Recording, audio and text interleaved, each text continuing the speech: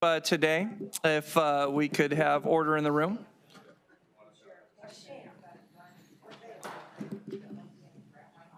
So we have an agenda item today, and I want to thank my board for gathering on this Friday morning. Agenda item number 1 is the appointment for the Legislative State Representative District 13. Before I read off what this is about, I would like to thank, there's a couple county officers in attendance. Eddie Cook, the Assessor's Office, thank you for joining us today. Sheriff Penzone, thank you for joining us today in the auditorium. Pursuant to ARS-41-1202, receiving the names of the 3 qualified electors as candidates to fill the vacancy for the Legislative District 13 State Representative seat as determined by the Legislative District 13 Precinct Committeeman, and appoint one of the candidates from the list to fill the vacancy created by the expulsion of State Representative Liz Harris, C06-24-002-X- I think that's 00.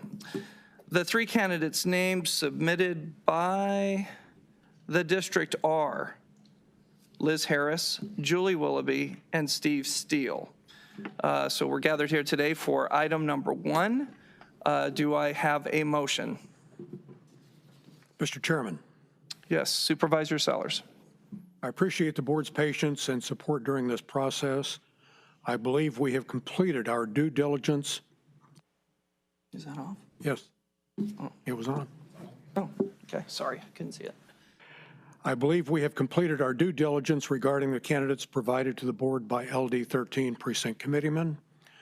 I've had the pleasure to interview the 3 candidates, and it was a pleasure to be able to speak to the 3 prepared and professional residents from my district.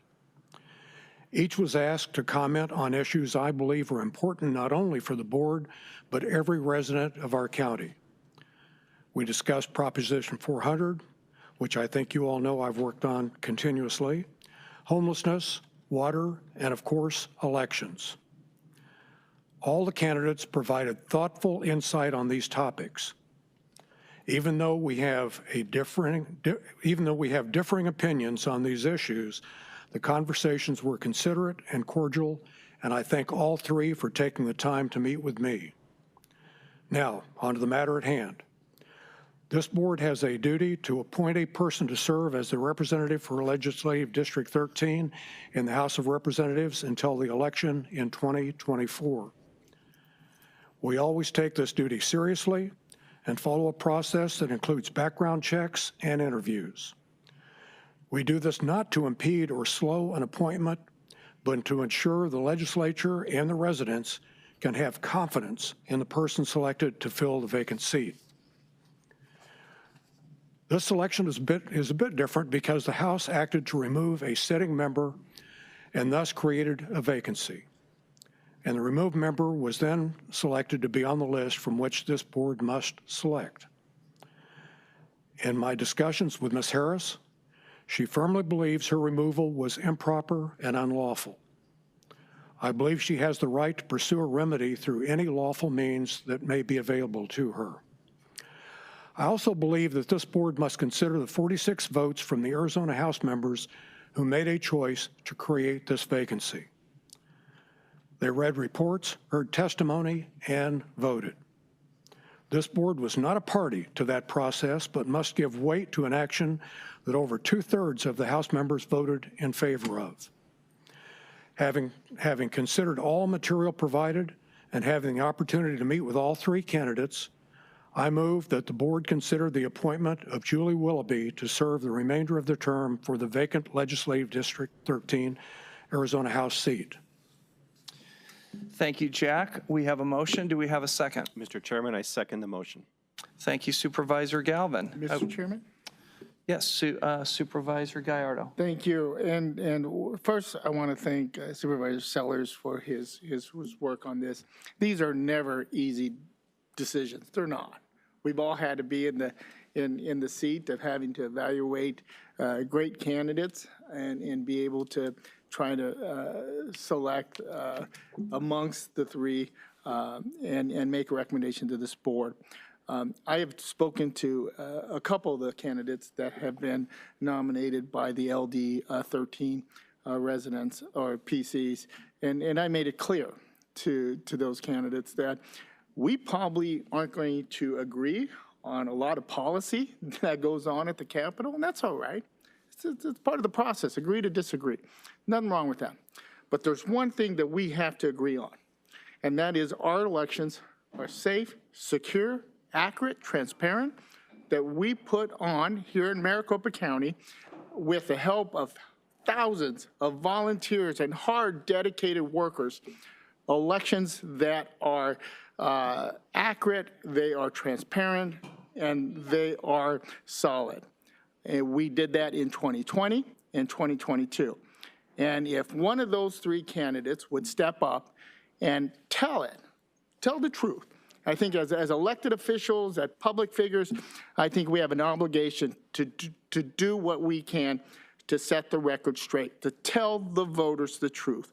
So many times, and you four gentlemen have done a remarkable job, just a statesman when it comes to standing up and telling the truth. And I think the entire county, state, everyone owes the four of you just a great gratitude for having that type of courage, where it's so oftentimes right now we don't see that in elected officials at the Capitol or in city halls or across the state. They just don't have that political courage that you four have demonstrated. I believe that if we are going to at least select or approve someone to send to the Capitol, they have to have the same courage that you all have demonstrated over the last 3 years or so. And if they're not willing to stand up publicly to say what has been gone, the big lie, the conspiracies, the unfounded claims are exactly that, false, I can't vote for them. I just can't. And I appreciate the candidates for stepping up. I appreciate them for willing to serve. I've been in the legislature. I know how important it is. And I would love to see a candidate to be down there. It doesn't matter Republican or Democrat, it doesn't matter what side of the aisle. But the one thing I would love to see, and I have to see, is someone who is willing to have the political courage to stand up publicly and say that our elections are safe, secure, and accurate. And until that is done, I cannot, in good faith, support a candidate. Okay, thank you, Supervisor Gardo. I appreciate your comments. Are there any other comments? Supervisor Gates. Mr. Chairman, thank you so much. Thank you for leading this board through this process. Supervisor Sellers, thank you for taking this important responsibility very seriously. And thanks for your remarks and for letting the public know that it sounds like all three candidates took the process seriously. I appreciate that. That's really good to hear. And I also do want to thank those members of the legislature who are out in my area in District 3 who picked up the phone and asked me questions about the process, how it was being handled. That's the way things should be done. And we all five of us take this responsibility very seriously. And so I appreciate that professionalism by my colleagues out in District 3. And out of great respect for Supervisor Sellers, I will be supporting this motion. We have a responsibility to pick one of these three people, and so I will be voting in support of this. Thank you, Mr. Chair. Okay, well then, before I ask for the vote, I would just like to also, just to make sure, this process, the day after the three nominees were selected by LD 13, I asked for a meeting with the Speaker of the House, Ben Toma. He fit me into his busy schedule. We were able to talk about this process. We were also able to talk about the length. He understood it. House Speaker went through an appointment of his own by this board and understood the need to be diligent and to have questions answered, and that we were going to have to come to a vote. So with that, that's the person I cared the most. If anyone wanted to reach out to me about the process, the length of it, the duration, what we look at, they were free to call us. I answered my phone, and here we are today. I would just want to make sure that I ask us and give some gratitude to the supervisor whose district this is in. Supervisor Sellers, I appreciate it. You've kept us informed all along about your process, and I hope that you felt that you had enough time to look into these three candidates. I want to thank the three nominees for participating in the process. I appreciate it very much. We were able to come here and talk to you and some of us about what their beliefs were, and that is the beliefs that they're going to take over to the legislature. I hear your comments loud and clear, Supervisor Gallardo as well. But this is a selection for a legislative post, not a county post.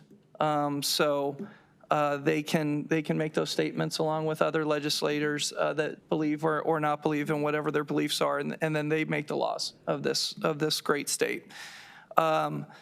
And certainly not last but not least, the process takes a while because we use county resources in which to do it. I want to thank the county attorney's office, and I also want to thank our own human resources department to diligently and prudently go through the backgrounds and make sure that the nominees are exactly who they say they are and where they live.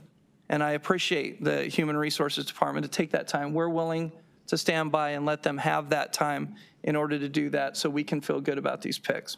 So we do have a motion and a second to support Ms. Julie Willoughby as the legislative representative of District 13 in the House. All in favor, say aye. Aye. Aye. Any opposed? No. Okay, that's 4-1. The ayes have it. Good luck and Godspeed to Ms. Willoughby as she represents her district and the state. Thank you, Mr. Chairman. Great, we are adjourned.